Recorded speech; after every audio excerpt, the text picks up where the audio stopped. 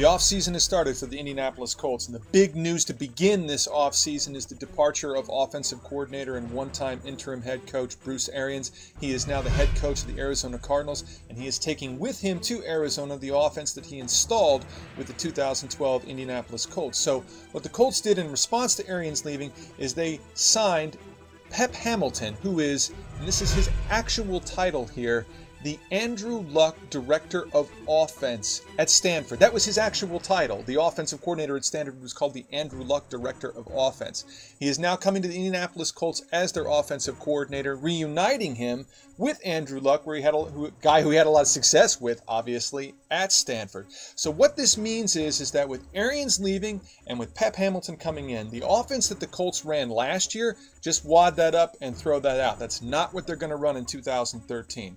What they're going to run in 2013, what Hamilton is bringing with him from Stanford, is what many people refer to as the West Coast offense. Now, you've probably heard that phrase or that term a lot. The West Coast offense can mean a lot of different things, but the basic principles of the West Coast offense was really sort of pioneered into this league by Don Coryell when he was the head coach of the St. Louis Cardinals before they left for Arizona, and later the San Diego Chargers, Dan Fouts and all those guys back in the day.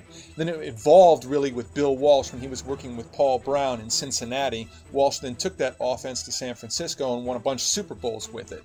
Since then, a lot of different coaches have put their spin or their stamp on the West Coast offense. Mike Shanahan has done it, Mike Holmgren has done it, John Gruden has done it, and Gary Kubiak has done it too with the Houston Texans. That offense that they run in Houston, we see a lot, that is a reflection in many ways of the West Coast offense. So now the Colts are going to run this offense, and Pep Hamilton's going to put his stamp on it.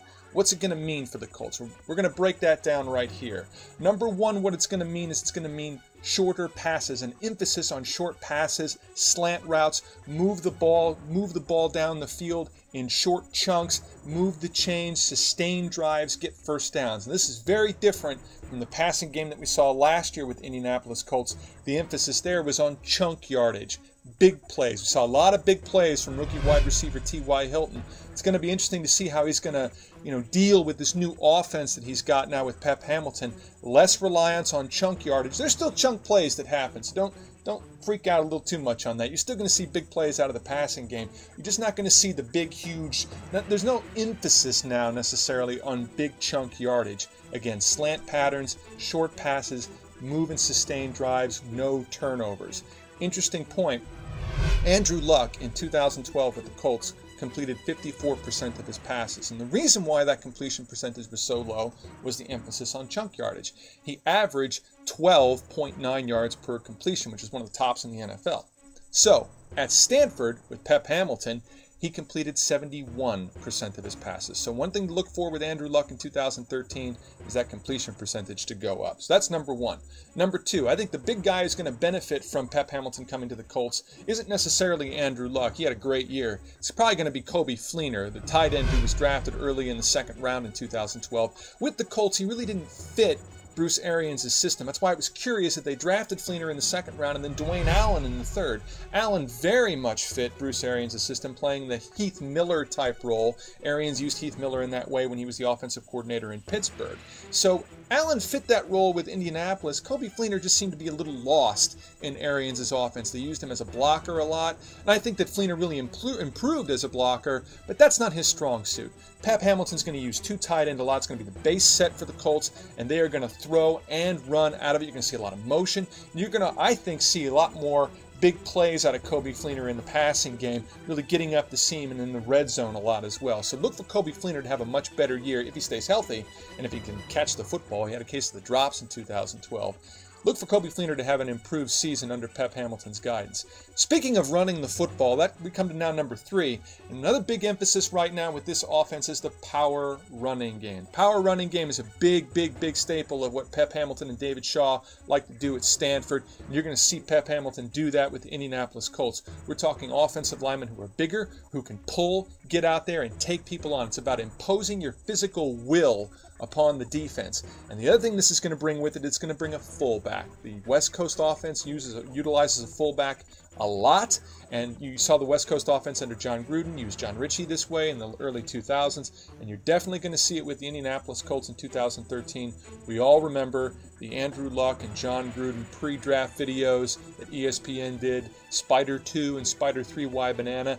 Those plays are going to become the bread and butter of the Indianapolis Colts next season, so look for a lot of that. We're talking play action, first down throws to the fullback, touchdown throws to the fullback. Look for the Colts to potentially draft or sign a fullback for 2013. So that's emphasizing the run.